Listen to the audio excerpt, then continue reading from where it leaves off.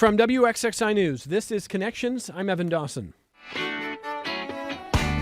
Our connection this hour was made in April of 2024 when a band of brothers and sisters came together for the first time. This new group, Serving Veterans, was formed to deal with the growing crisis of social isolation. And certainly, social isolation is becoming a problem for all of society. A new survey from the United States and the UK finds that young men who are out of work are spending more than 7 hours a day alone online, disconnected from other people in the physical world. 7 hours at least every day online. Today we are focused on the isolation of our veteran population. ROC veterans not only experienced the reality but saw the data. 56% of veterans report experiencing loneliness at least sometimes, and roughly 20% report feeling chronically lonely. These groups were 3 and 12 times more likely to endorse suicidal ideation, respectively, compared with those who reported hardly ever feeling lonely. Since April of 2024, ROC Veterans has already seen some success. They asked for feedback in honor of their first anniversary, and survey respondents reported that ROC Veterans helped them attend an event. More than 73% did that. Join a new veteran group, that's about 27%, and receive a helpful service that they needed, such as filing a VA claim or getting a free bus pass. That was more than 42%. This is an organization that serves Livingston, Monroe, Ontario, Seneca, Wayne, and Yates counties. And today they're here to discuss the growing challenge in the veteran ranks and the services they are trying to provide. So let me welcome our guests here. And everybody pointed at Ashley Smith as the reason this all came together in the first place. The chair of ROC Veterans is Ashley Smith. Welcome. Thank you for being with us here. Thank you so much for having us. We're so excited to be here today. And welcome to Luke Moody, who is a veteran himself and coordinator of the Veterans Coalition for the Finger Lakes. Luke, thanks for being here. Oh, thanks, Evan. And welcome as well to Dr. Zachary Collins. Zach works for the Monroe County Veterans Service Agency in nature-based therapy. Zach, thanks for being here as well. Thanks, Evan. Pleasure to be here. And your work is out of the Equicenter, I think we heard? Correct. So embedded out at the Equicenter in Honeoye Falls. It's a pretty cool place out there. So there's a lot to talk about here. But Ashley, how did this come to? I mean, this is only a year and a half old. This is one of the really new organizations in our region. A lot of our listeners will not have heard of it yet. How did this happen? So every year, the Department of Veteran Affairs puts on a mental health summit. And our summit 2 years ago, one of the things that we really kind of highlighted from that mental health summit was that there were so many wonderful resources and programs available for veterans in the Finger Lakes region, but folks didn't often know about all of them. It was really not as easy as you would think to find the resources that you needed, find the veteran groups to really get connected to. So we thought that perhaps it would be best to try to put everything together in one spot. We really wanted to make it as easy as possible for veterans and their families to find out about veteran events that are happening, to find the resources that they needed. We really just thought that having everything in one spot would make it easier for the community to connect together. And it's rocveterans.org, the website, rocveterans.org. If listeners want to learn more, if you know someone who this is right up their alley, you can learn a lot more there. Your first anniversary survey, that's pretty powerful results that I was reading off the top here. In just 1 year, you saw a lot of veterans who said, yep, attended an event or got help with a service I needed, all kinds of things that probably before a year and a half ago they might not have had help with. Did you feel like that is already the evidence that you want, or did you feel like it wasn't enough? We were completely blown away, honestly. Mm-hmm. We were hoping for good results, of course, but I would have never anticipated results quite that good. We were really thrilled that the website's working as intended. One of the other questions we asked folks is how often are you visiting us, either through our website or our social media. We do have Facebook and Instagram as well. And 87.5% people said that they came to us at least a few times a month, and almost 13% said they visited us daily. So we're getting a lot of repeat customers, and it's really wonderful to have that sort of impact on the community. I don't know a whole lot of organizations that get double digits of daily interaction, which to me says there's a big need. You see it the same way? Yeah, I think there was a really big need, and it's been great too for our organizations. We meet monthly, and that's been really helpful as far as building connections between all of the different veteran organizations as well. And now we have, first name basis with people. So if I am encountering a veteran that has some sort of need, I can refer them to an agency, and I know that they're in good hands because I know Beth at Sunny Mike or Dr. Deb at Sunny Mike, and I know the folks that I am. It's not just an organization anymore. These are our colleagues that we work very closely with, and it feels good to have that sort of community. Do some see you there, Zach, at the Equicenter for some nature-based therapy? Yeah, absolutely. And so I'm really proud to be part of this organization, the Rock Veterans. I'm, a little late to the party. I just started with the county in July.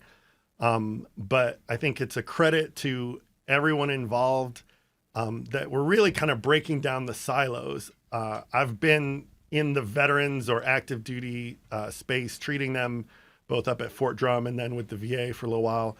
And it's just really siloed. So there can be a lot of great resources, but if you don't know that person, and like Ashley said, what Rock Veterans is doing is creating a one-stop shop. And I really would say it's a nationwide best practice that for a community, for Monroe County, for the greater Rochester area, we're really, doing as good as anybody's doing in the country with consolidating all this and making it easier for veterans to find the resources. Do you mind me asking about the book that you brought with you? Absolutely. You brought a book called Rethinking Suicide. Yeah, so we're tremendously lucky here in this county, and I'm tremendously lucky that, Adam Bello, the county executive, and my boss, Nick Stefanovic, allow me to do the work that I'm doing. So I believe, my understanding is I'm the only clinical psychologist working for a veteran service agency across New York State. So they've really been kind of innovative, similar to Rock Veterans in going above and beyond. So when I worked up at Fort Drum, we were having a big problem with suicide. And this researcher, Craig Bryan, he's a Air Force veteran deployed to Iraq, and he's probably one of the top 3 suicide researchers in the world, and is affiliated with the VA Center of Excellence for Suicide Prevention at Canandaigua. So we're very lucky to have them here in our region. And so he came up to Drum when this book came out, and it's called Rethinking Suicide, Why Prevention Fails and How We Can Do Better. And so it's a great book. Not going to tell you all the things about the book, but what it really kind of reset how we were doing that and focusing on building lives worth living. And so I think both for myself, for the team at the Equicenter, and for Rock Veterans, that's really our focus. Is we're not trying to be, I like to say, I'm a psychologist, not a psychic. I don't know who is going to have a suicidal crisis, but I know that if we use people like Luke, who's a veteran, who's got some great ideas, Ashley and all the network, that we can build the community and help the veterans build lives worth living so they have those connections regardless of if they're at that moment in a crisis. And so nature-based therapy, which I do, is a great way to do that, but there's a lot of other ways. So that's kind of where that comes from. Let me just ask you a little bit more about this before we turn to Luke. When you say building lives worth living, tell me a little bit more about what you mean and what the book means about that. So for many veterans, that sense of purpose that they felt while serving in the military can be a real difficult transition when they come out of the military. And so one of the things that we like to do is, especially at the Equicenter, and so the Equicenter is a private nonprofit, so it's a cool public-private partnership there. But whether we're working with horses, whether we're working in the garden, whether we're working in the cooking class or with wild Mustangs, we're actually challenging the veterans with a purpose. So it's not just like, hey, do something because we need to do it, but either they're helping gentle a wild Mustang, they're helping to grow food that's going to go out to food insecurity organizations and lots of other things. And so connecting back to when I wake up in the morning, hey, I'm going to do something today that matters, not just, like you were saying, be online, play video games. Like Call of Duty is not a purpose that you can kind of wake up and feel good. And I know a lot of people, dig gaming. Yeah, sure, right. I mean, if you dig gaming, I get it. But to me, what stood out when I looked at the survey, again, this is just UK and United States, men under 30 who are out of work right now, some still living with parents, some saying they're not even looking for work. And this is not even just the veteran population. But what stood out to me was more than 7 hours a day alone online. Yeah. And I don't mean to denigrate that. I spend too much time online myself. Every Sunday when I get the alert how much time I average per day on my phone, I'm always like, don't even tell me this. It's my phone is shaming me. But that doesn't really fall in the category of what makes a life worth living, I don't think, in general. Yeah, no, absolutely. And the thing, I mean, similar to the title of your show, connections. So I think connections is really the metric we used to talk about all the time. Hey, do you have 500 friends on social media, but nobody to hang out with this weekend? Yeah. Is there nobody that you could call at 2 a.m. if you needed to? Then you have very superficial online connections, but not that deep, meaningful connection. And so again, whether you're connected to other persons, an organization, veterans who are at a VFW or American Legion, but some other human being who is like, I know they would miss me if I didn't show up today. Yeah. That's the kind of connections that, again, across Rock Veterans, I think we're all trying to help build. Yeah, in a weird way, this notion of online quote unquote friends or social media, it's more antisocial. I mean, I think in some ways it makes loneliness worse, even though I think a lot of people got into this thing thinking, well, this will, I can be connected to anybody in the world. In reality, it's not. It's more of a superficial, I think, as you say. Sure. And that's, I've seen it in my own life. I've probably felt it myself at times. Luke, first of all, can you tell us a little bit about what the Veterans Coalition for the Finger Lakes is? Yeah, sure. Thanks, Evan. So the mission of the Veterans Coalition of the Finger Lakes is to support the needs of veterans by raising community awareness, finding resources and solutions, building strengths, and addressing substance misuse in the region. We have a coalition of veterans and veteran-serving organizations and public health organizations and community leaders who come together and we talk about veteran issues. And we try to network into finding solutions for them. And that's kind of what we're all about. And where are you personally based? Out of Canandaigua. Out of Canandaigua. Through Ontario Cares. Okay. Which was formerly the Partnership for Ontario County. Where'd you grow up? I grew up in Lima, New York, here in Livingston County. In Lima, okay. And when did you get into the service? I enlisted after September 11th, 2002. I shipped off to basic in April of 2002. Okay. And how long did you serve? 22 years.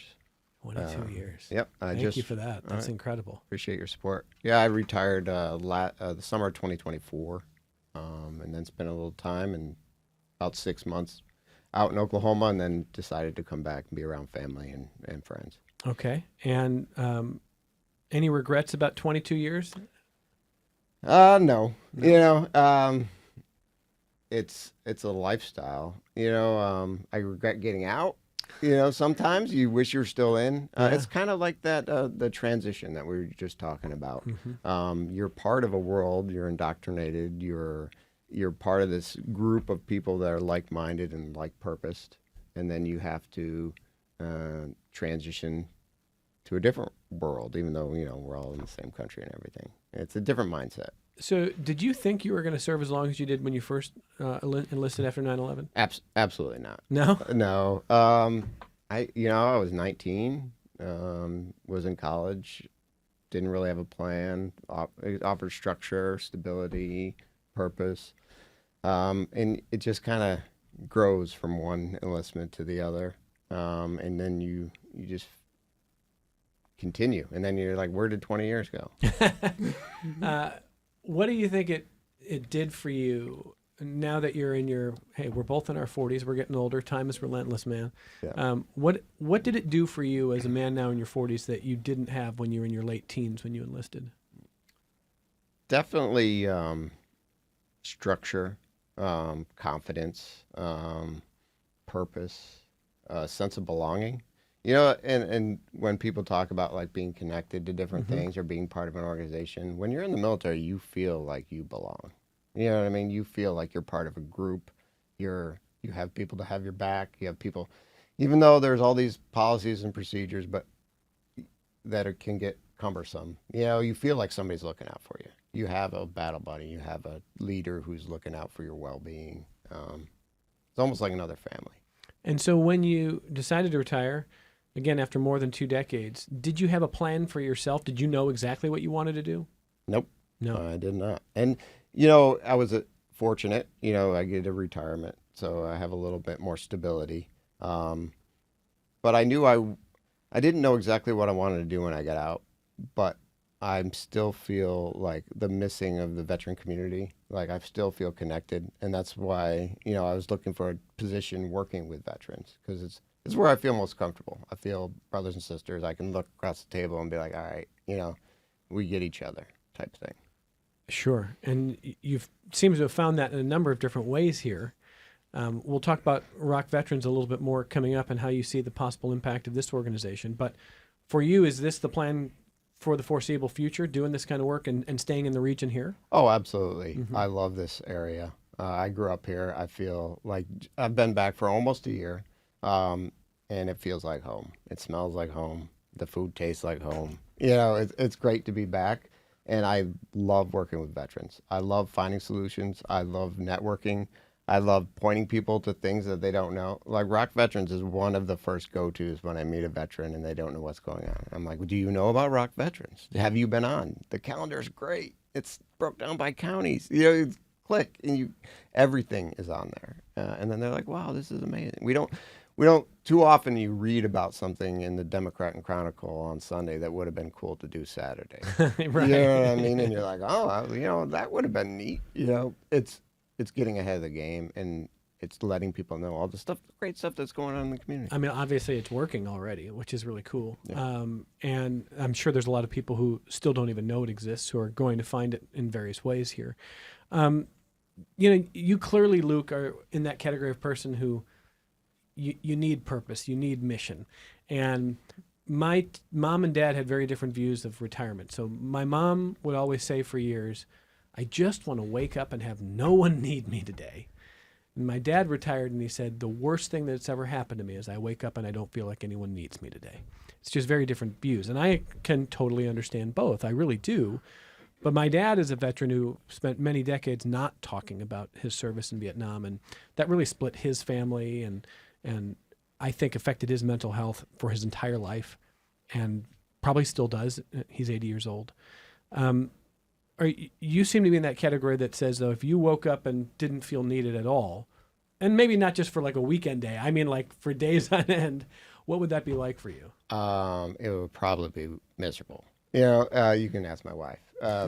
I need to be involved in things. I don't know, it's that sense of somebody needing me. You know what I mean? This organization needs me to come through for them. It's the purpose. It's the belonging. It's all of that. I would fall in the camp with your dad, which I totally understand. And that's what's great about these organizations. And you bring the veterans together, and the more veteran-to-veteran interaction, the more likely someone like your dad is out there who could relate and feel.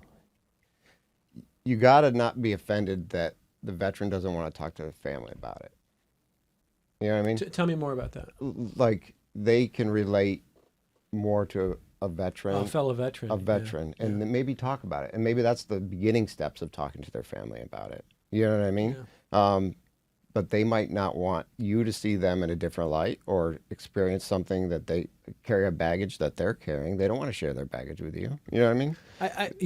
There's a lot of insight there. And I've never thought about it that way in the context of my father, but Right. it makes sense because there are certain things in his service that I could not relate to.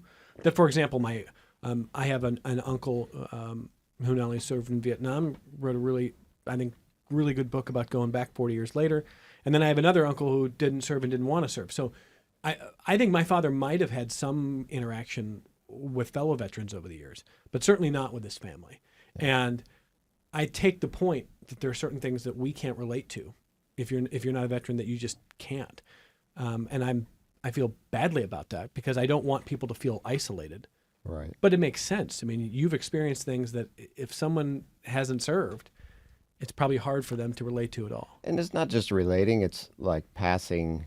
There could be shame. There could be guilt. There could be anxiety or fear. And it could be a protection thing. Like, I don't want to give you these bad memories. You know what I mean? Yeah. It could be a love thing. It could not be a not wanting to associate with you thing. Yeah. It's hard to psychoanalyze my dad. He's a hard one to crack.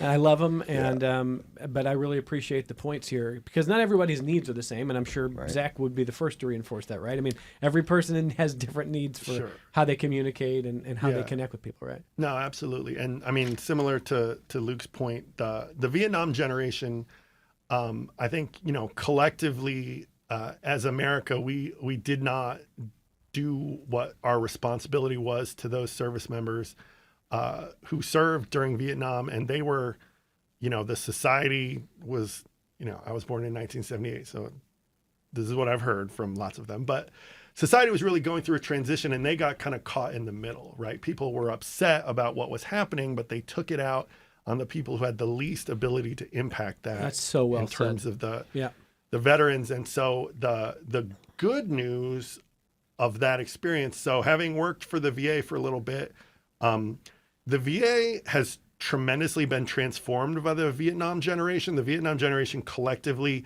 kind of insisted on changes. So if you look at from the Vet Center, American Legion, VFW, all those organizations were really transformed by the Vietnam veteran generation who said, we're not going to stand for you doing this to another generation of veterans. What happened to us? And what I'm hopeful for is now, as we have the two longest wars in American history in Iraq and Afghanistan, those class of veterans like Luke are being leaders and coming back and saying, hey, we're gonna pick up that ball and run with it to say, hey, we have to continue, whether it's Rock Vets, whether it's any organization, to meet veterans where they're at and not try to impose what we liked from the previous generation. Mm-hmm. For example, there's a member of Rock Veterans that's a video gaming organization, and I think they're out of Lima, is that? Yeah, Regiment 282. There's also At Ease, which is another veteran video game. They have Discords, which is really nice, so veterans can connect online. Sometimes that can be the first step, right?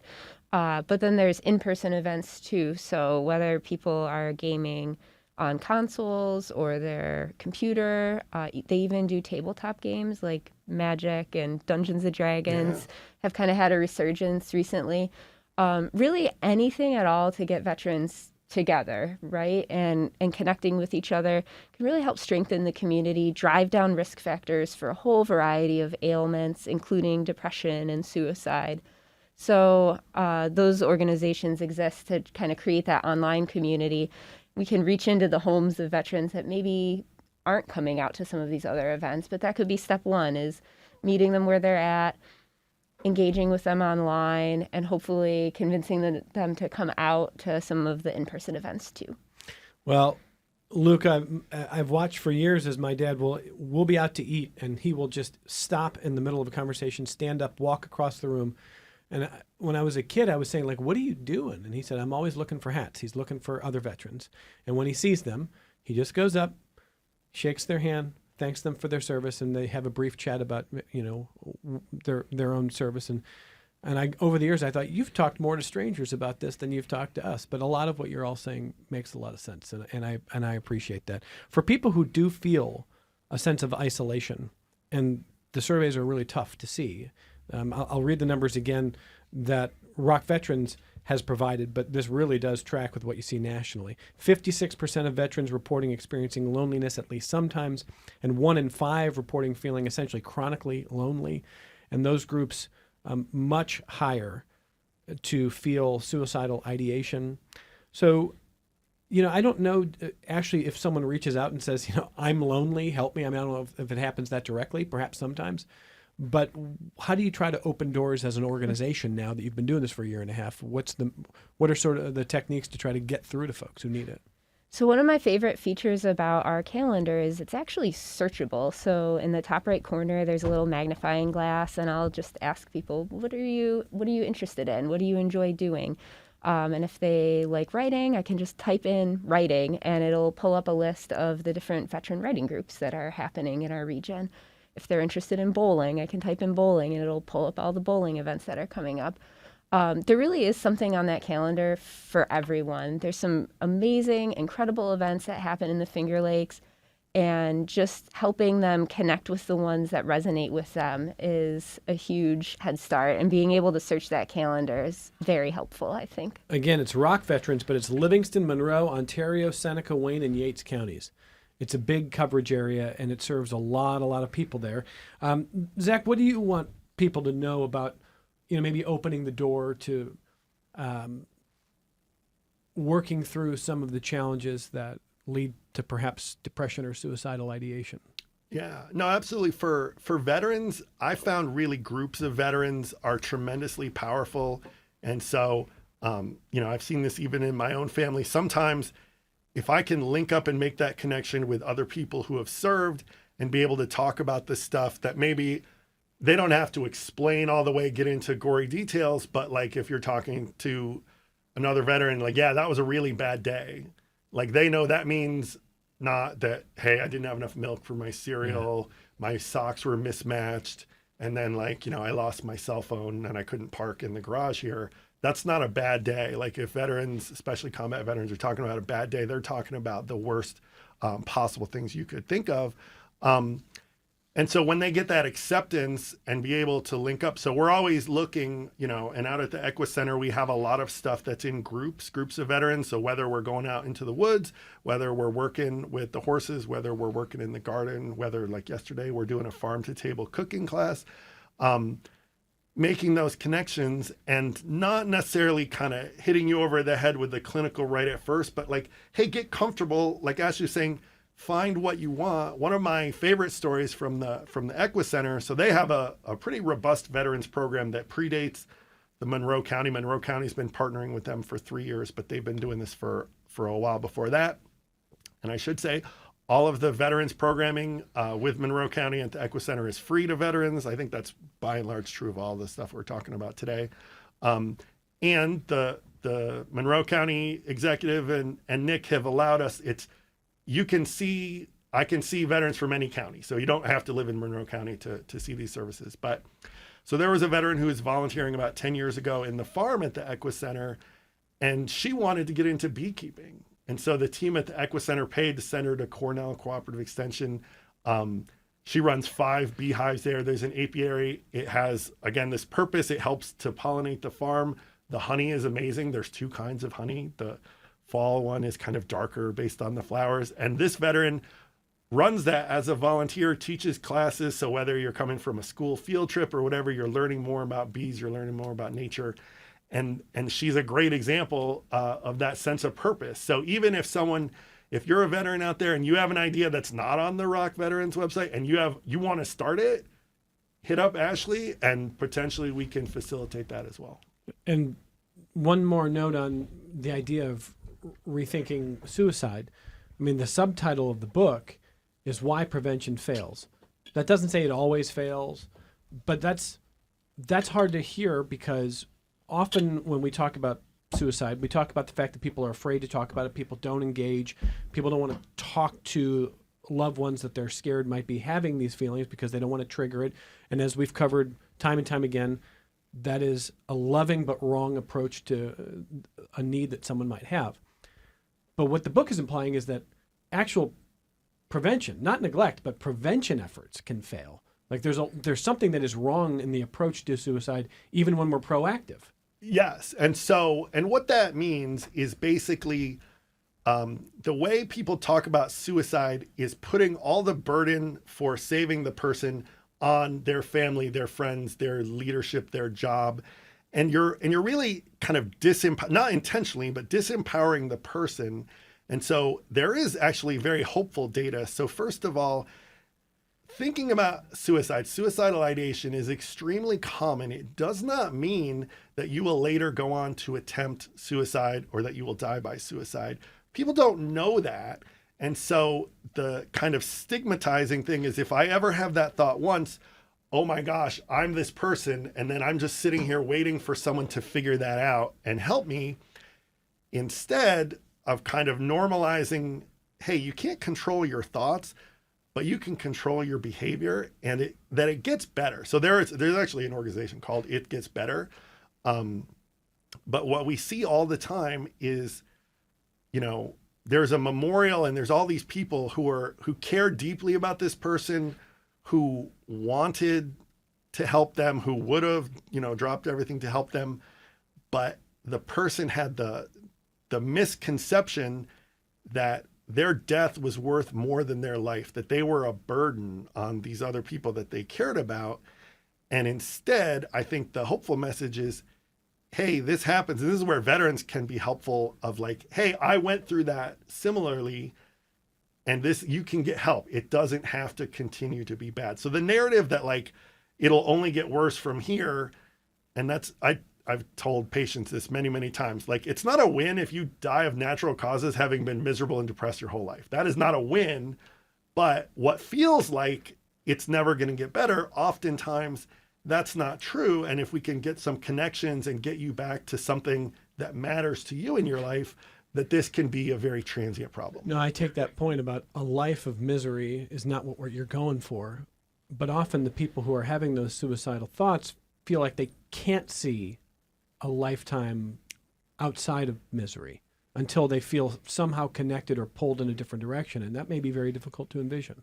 Oh, absolutely. And so I think the messaging needs to be, you can be miserable and reach out for help. You don't have to get through the crisis on your own, then develop some hope, and then, call 988 or whichever resource.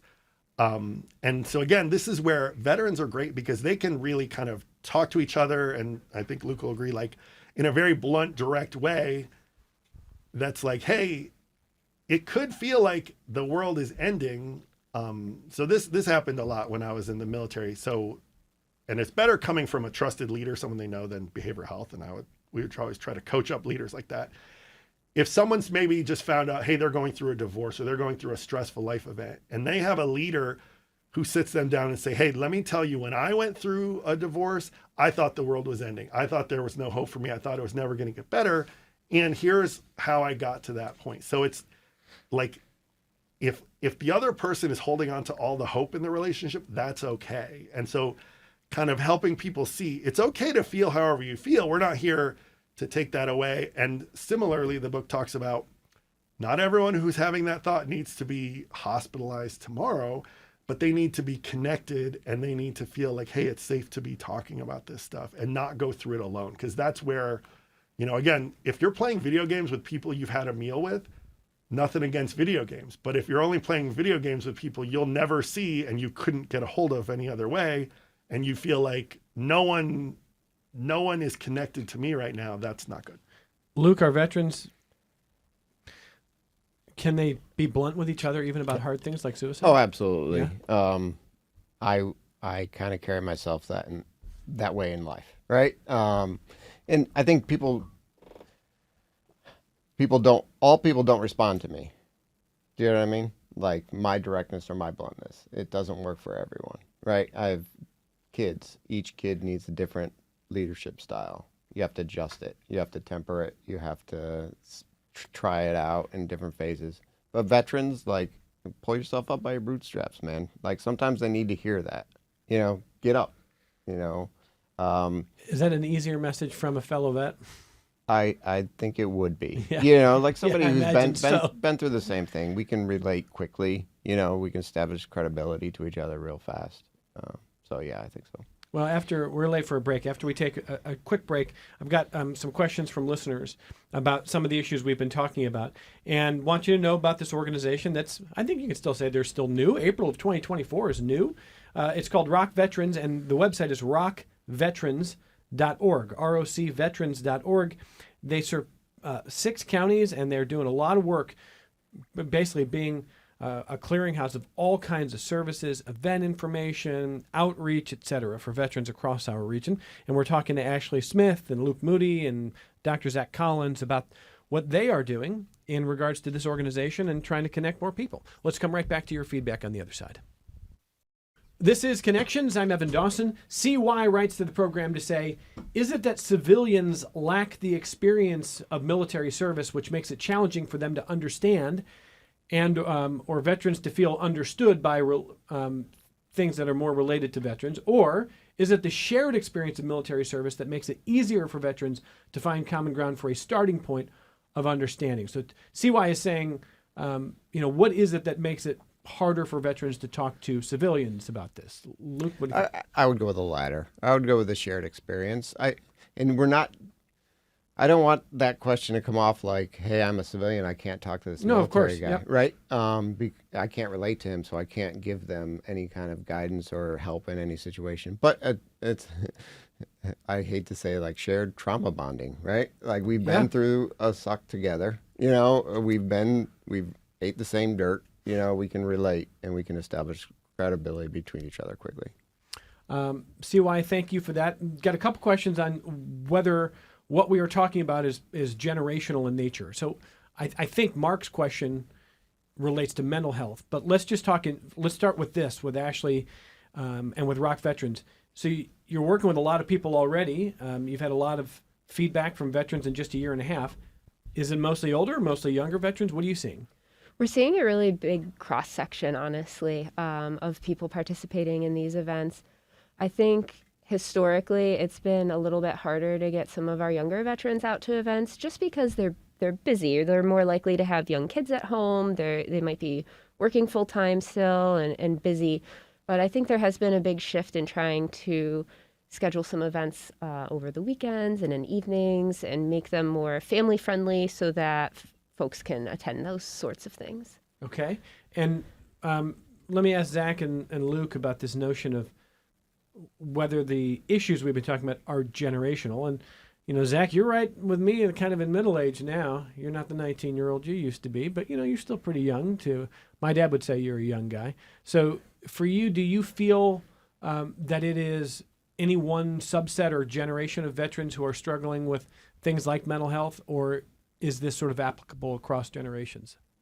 Let me ask Luke that question first. Yeah, go ahead, Luke. I think we're all humans and we all go through the same struggles, maybe at different rates or different times in our life.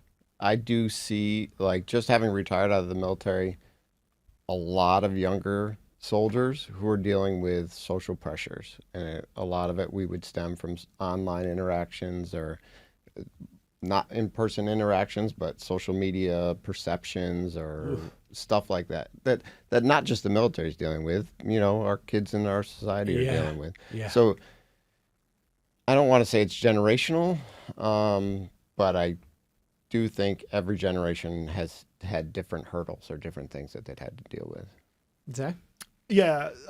So I think there's different flavors for the generation based on their circumstances. But I mean, you might have some listeners who are watching Ken Burns' documentary on the American Revolution. So post-traumatic stress disorder has been basically since written history, ancient Greece, ancient Rome, there's been depictions of what would very clearly fit under what we currently understand as PTSD, post-traumatic stress disorder. And so I think the current generation has the language more and is more aware of mental health resources than past generations. But yeah, I mean, it's and when I worked with the VA, sometimes working with Vietnam vets, and sometimes they would express this regret of, well, I wish I would have gotten help sooner. And like, well, okay, well, PTSD was like discovered and named in 1980. So it would have been pretty difficult for you to like seek out treatment for that before it was really understood by modern medicine. And so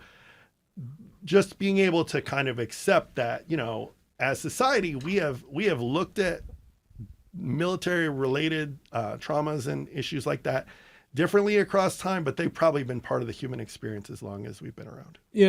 George Carlin used to joke that, well, we knew what PTSD was before. In one of his many, I always thought Carlin was great, and he looks at the way we use language, but he says that everything has a longer name now. He says, we say post-traumatic stress disorder, but we used to just call it shell shock.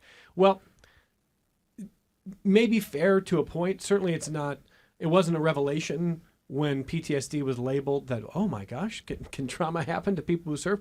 However, from what I've read, there's a lot more emphasis on truly understanding the depths of it, because it's one thing to say, well, sure, shell shock. It's another to say PTSD could affect you the rest of your life here, and it is a real thing, and it should be taken more seriously. So do you think, Zach, over time, Is this one of those things we've always known about, or do you view that as like a dividing line that says we labeled this and it is a real thing? It doesn't mean weakness. It doesn't mean you're soft. It means it's a real thing. Yeah, no, the stigma, and again, in different warrior societies, some of them, prior to the United States, have been better at dealing with that and having rituals and basically groups and trusted leaders who would help initiate you to say, hey, we know that this experience of war has a toxic effect on, your soul, your consciousness, whatever you want to call it. And so we're going to help you mitigate that, and we're going to do that as a community. And so I think, one of the really cool things about ROC Veterans and just the greater community that we have here is that this community is poised to try to do that and to say, hey, everything that you were doing when Luke was serving, he was wearing an American flag patch on his shoulder that whole time. We sent him there to do that stuff. And so I think when veterans get disconnected and they're trying to take on all the burden of responsibility for things they weren't in control of at the time, that's where it can get really difficult. And so there are, I definitely want to say, there are really good treatments for PTSD. There are really good treatments for nightmares. Some of that stuff I do in individual therapy out at the Equa Center. Certainly our partners at the VA, the Vet Center, there's lots of avenues. And that's what we're kind of looking for, is a veteran can kind of touch this network at any point. They go down to the Veteran Service Agency to work on their benefits paperwork. We're going to be doing an outreach event with City Councilman Willie Lightfoot on Monday, the 24th. So that veteran, wherever they interact with the network, they now have access to whatever their needs are and getting plugged in, and not have to go run across me in Honeyway Falls, which is a really lovely place to visit, but it's off the beaten path. I get you there. Let me grab a phone call from Chris in Geneva, and then we'll get back to your emails. Hey, Chris, go ahead. Oh, hi, Evan. Great program. So I work with veterans at my local gun club. We have an air gun shooting league that is veterans only, and they're brought in by the VA. And these men and women love the social aspect of the program that we run. But they have said on several occasions over the decades, they're a little afraid to tell their doctors when the doctor asks the question, have you thought about suicide? Or are you having stress at home that is really high? They're loath to tell their doctors yes, because they don't want to lose their gun rights.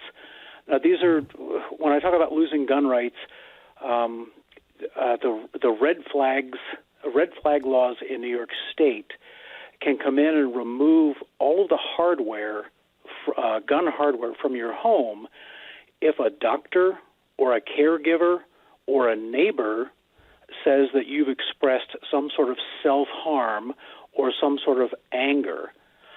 And I'm just wondering if the red flag laws, while I'm sure they were intended for good purposes, in the case of veterans, it has stopped them talking to their caregivers and their doctors about what they might be feeling. Chris, really good question. Can I ask Luke about that? Well, I'm not familiar with the law, having just moved back to New York State after 22 years. But I would say that it is. I understand why it's in place, right? For a good reason. But sometimes these good things have negative consequences. Yeah. Like you might be taking away their only social interaction in the club, or they're decompressing when they're out sitting in a tree stand, sitting out in nature, just trying to relax and decompress. It might be one of their avenues, and it is probably most definitely an unintended consequence. Zach?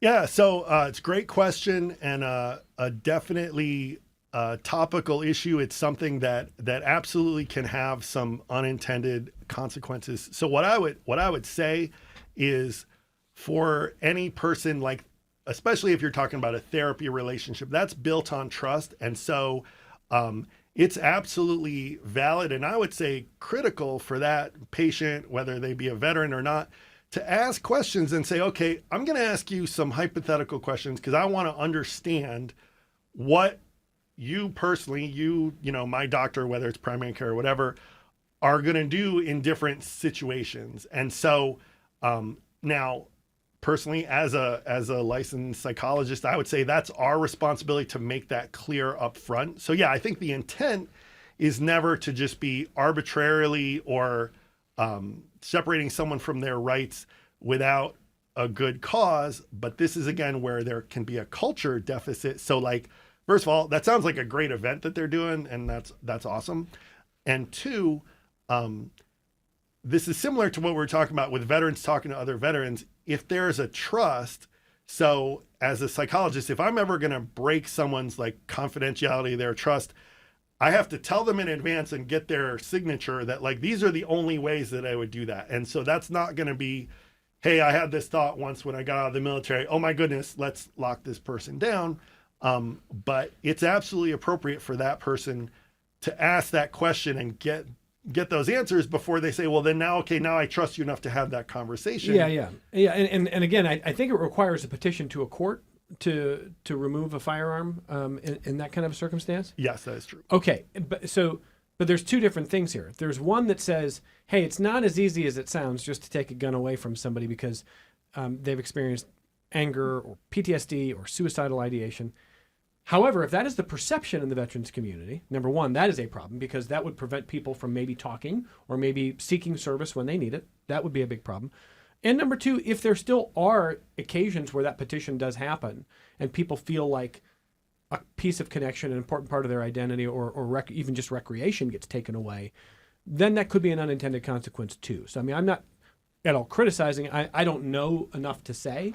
I think it's worth examining to see how well it's working. Fair? Yeah, absolutely. Okay.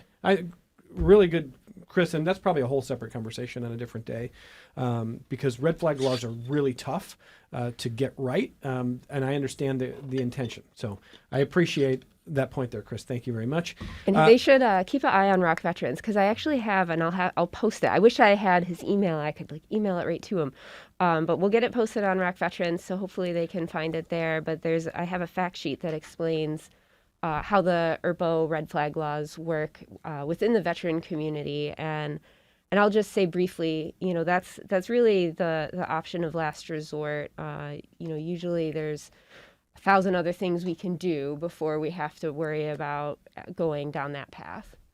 Can I throw one thing that I want to highlight from that conversation is exactly what we want. We want veterans getting together and talking about these things. Right? Those veterans in that gun club are talking about, I have this thought, but I can't tell my doctor, right? And I'm talking to you about it, right? We're together, we're talking about these things. That's a form of therapy. That's a form of them getting out their thoughts and bouncing off other people. And then the other veteran could be like, no, we really should go see someone about this, or they could, you know what I mean? They can reinforce, but they're out and they're doing things and they're talking together. I think that's wonderful. Watching on YouTube, Steve says Rock Veterans is also starting to spill into other areas. It's brought vets in Niagara County into the fold also. So be careful, otherwise you're going to grow even more. Yeah, that's true. So last summer we had this incredible event with Soldiers to Scientists where we got a group of veterans and their families together and we captured and were studying and banding raptors at Braddock Bay. So we had a couple folks from Genesee County, a couple folks from Niagara County. It was a really amazing afternoon. And Gary says some of the issues you've been talking about are also a problem for cops and firefighters. Paramilitary organizations, when you're done, you're forgotten. And there aren't any such outreach agencies doing this work.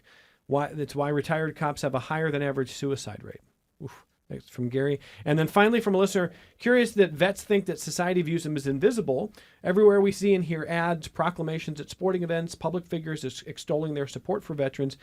It'll be interesting to hear perception versus reality. So this listener is saying, Luke, hey, respect what you do, but we also, are we not doing enough? We hear a lot of love for veterans. Are you not seeing it? Are you not feeling it? What do you think? Oh, I see and feel it. And it's awkward, right? Like, being thanked for your service everywhere you go. Like do you want to be thanked for your service? Honestly, probably not. Probably right. not. Okay. But I'm not going to jump on somebody for doing it. It took me a while actually to get a response for that, where you don't sound egotistical. Like, what? Oh, you're welcome. Like, what am I supposed to say? You know, like, so, and that's why I came up with, I appreciate your support, right? Because it's kind of co-mutual thing. I don't think veterans, I think we're in a good place. I think our society is taking care of our veterans and we're respecting, but we're not looking for like handouts, you know what I mean? Not that type. I think you said thank you for your support to me when I think I was just surprised 22 years. I think my natural gut reaction was to be like, wow, thank you. You know, like, yeah. So no. And I'm not saying don't thank veterans, you know, but it's just, it's a like, it's like, you know, it's hard to deal with. And a lot of people have different views. You try to respect what people want. But I will say, I certainly appreciate what you have done, Luke, and I appreciate what veterans everywhere have done. And as we wrap up this conversation, let me say again, it's rockveterans.org is the website, rocveterans.org, the website there. Going to keep growing, Ashley Smith? I'd like to stick with these counties, but we are providing technical support to some other areas that are interested in kind of replicating our work. And there's a lot that happens there. If you're looking for things to do, you're looking for events to go to, if you're just looking for help doing things like filing a claim or learning more, if you want to hook up with people like Dr. Collins, if you want to go to the Echo Center, there's so much going on. And I want to thank our guests for telling these stories. Ashley Smith, great work. Thank you for being here this hour. Thanks for having us. Great having Dr. Zach Collins, who is with the Monroe County Veterans Service Agency and doing nature-based therapy out at the Echo Center. Thank you for what you do. Yeah, really appreciate the conversation. And Luke Moody, great talking to you. Veterans Coalition for the Finger Lakes. We really appreciate the time. Thanks for being here. Thanks, Evan. We got more connections coming up. That's the word after this brief break.